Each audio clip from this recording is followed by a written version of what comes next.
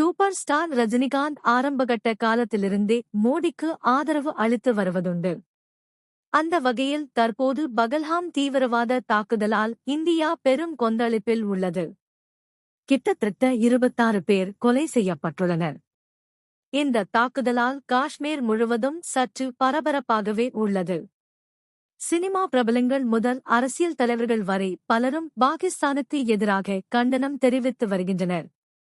மேலும் பிரதமர் மோடியும் இது ரீதியாக ஆலோசனை நடத்தி வருவதோடு கட்டாயம் காஷ்மீரில் அமைதி நிலையை கொண்டு வருவேன் என உறுதி அளித்துள்ளார். வரும் நாட்களில் பாகிஸ்தான் மற்றும் இந்தியா இருவருக்குமிடையே கட்டாயம் பெரும் போர் உண்டாகும் என கூறுகின்றனர்.